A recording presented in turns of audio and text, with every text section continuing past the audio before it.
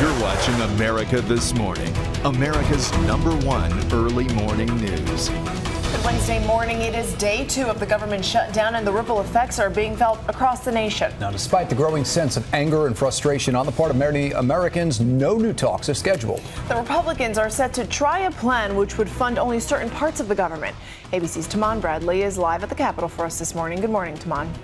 Good morning, Diana and John. There is absolutely no sign of compromise here on Capitol Hill, and it doesn't look like anything is going to get done. In fact, both sides are bracing for this shutdown to go on for a while. Meanwhile, the public is fed up. The government shutdown enters its second day with no end in sight. Across the country, anger is growing. I think it's crazy. I think, the whole holding the government hostage over Obamacare is just ridiculous. Bunch of jerks running the show up there. 800,000 federal workers will stay home again today without pay. About 6,700 of them civilian workers at this military base in central New Jersey. They just told us until further notice, you're furloughed, and when we call you, come on back in.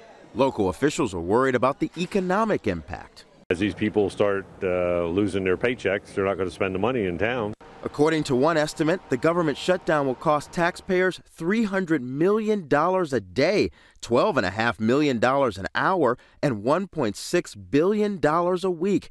But that price tag hasn't brought Congress closer to a deal. Last night, in a new strategy, House Republicans tried to fund some parts of the government, like national parks and veterans benefits.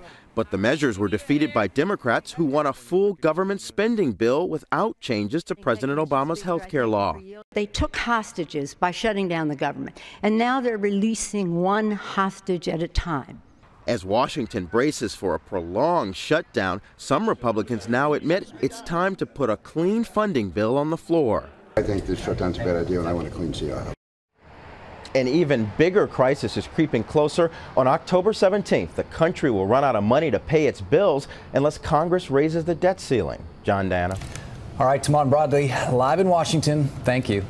And now to one of the most touching images from the shutdown. Veterans, most of whom had served in World War II, arrived in Washington, D.C., and they didn't know that the memorial erected in their honor was closed. Well, with the help from a few lawmakers, the 100 or so vets removed the barriers and were able to walk in. One of the vets from Mississippi said that this is probably the last trip he'll make to Washington, and seeing that memorial was awesome, just awesome. Well, some more consequences of the shutdown to note now. The military is closing all 246 of its commissaries on installations around the world. Now, those commissaries provide tax-free groceries to about 12 million people, including military personnel, their families, and retirees. If the shutdown drags on, obviously those people would see their grocery bills climb significantly. And the nation's service academies have suspended all their sports teams. It means no football practice at Army, Navy, and Air Force. Their games this coming Saturday are also in jeopardy. Army is supposed to play Boston College, and Air Force is scheduled to play Navy. A decision on whether or not to go ahead with those games will be made tomorrow. And that brings us to our Facebook question of the day. How has the government shutdown impacted you? Lots of people already weighing in on this. Join the discussion at atmfans.com.